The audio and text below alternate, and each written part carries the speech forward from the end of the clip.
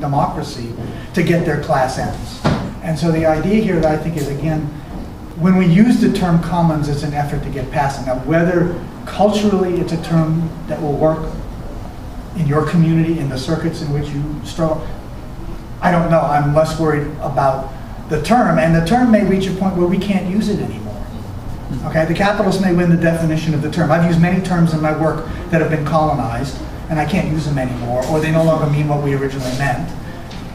And so I don't know, but there is a core piece of struggle. And yeah, in a way it is a place for the question of the wage, because that, to me, is in part because, at least out of midnight notes, as we've been, I think many of us have tried to say during the course of the day, you know, most of the world's working class does not receive a wage and never has received a wage. And there's no reason to believe whatsoever that they will receive a wage. That increasingly people are being urbanized, but they're not necessarily proletarianized in the sense of getting a wage. Indeed, they are far from a wage. And if they get a wage, it's very briefly, and then they're unwaged again. And yet they survive and they live. And you know, their solution is not, I would argue, to get a wage. It's a solution to get a share of wealth and make sure they can have a share of wealth to develop and use in common. And that's going to require not being in capitalism.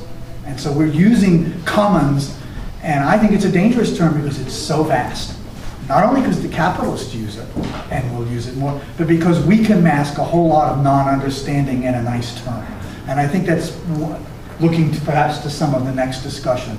What the heck do we really mean by that? Not just as a set, say in promissory notes, as a set of hallmarks, but much, much more concretely grounded in particular struggles and what people are doing.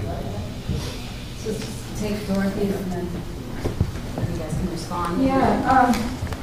I guess it's responding to your intervention, and thank you for that, and also to Peter's document. I think the Commons is a place of both production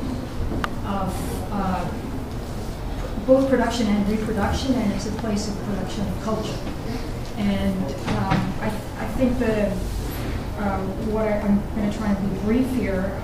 I actually think it's a place of division as well. I don't think it's without class struggle.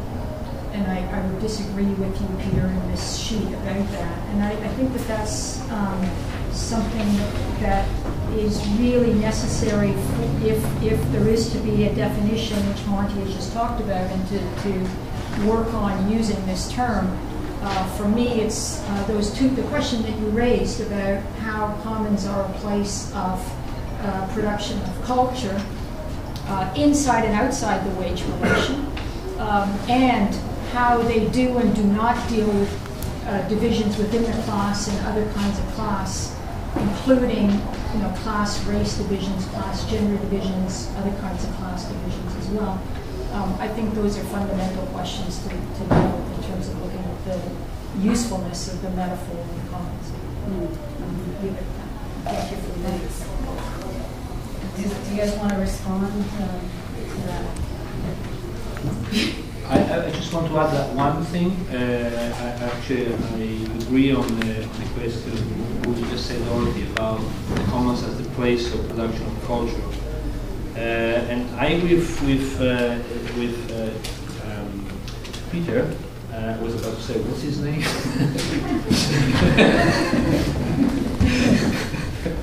Peter, about the priority of commoning, because if the commoning as an activity is really prior in our understanding, then the community, the culture, what is shared and how is shared, the access comes out of that commoning, of that activity. And yes, in that sense, it is a way to centralize things on labor,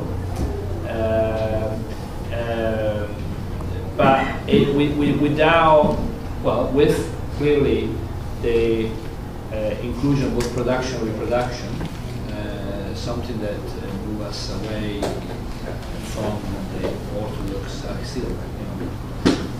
the orthodox Marxist logic, but it's more than that. Is to include the culture. Is to understand that the commoning creates its own institutions. That the self-activity of people reproducing their livelihoods requires its own institutions, its own ongoing institution. In my work, creating hierarchies, and that is the question of problematization, where also class analysis come in.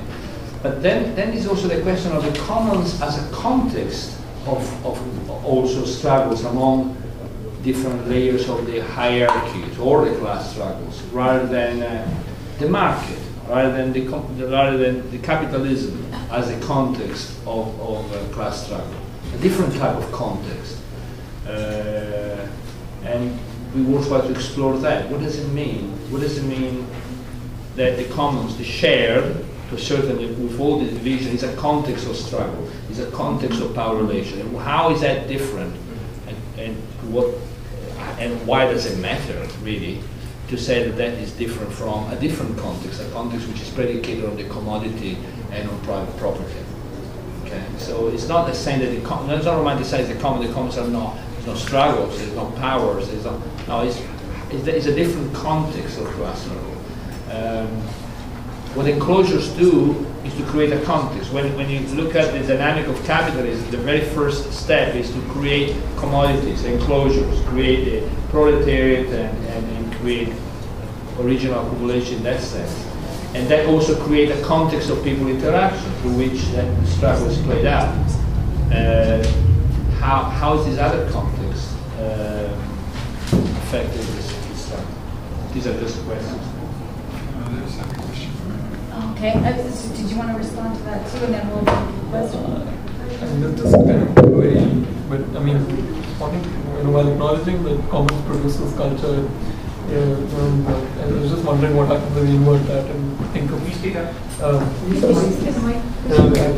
think rather I'm a little reluctant to abandon the notion that cultures create commons, which is part of the thing, that we're highlighting. And what do they do differently? And, whether it's worth it to think of that and whether it's just. Okay.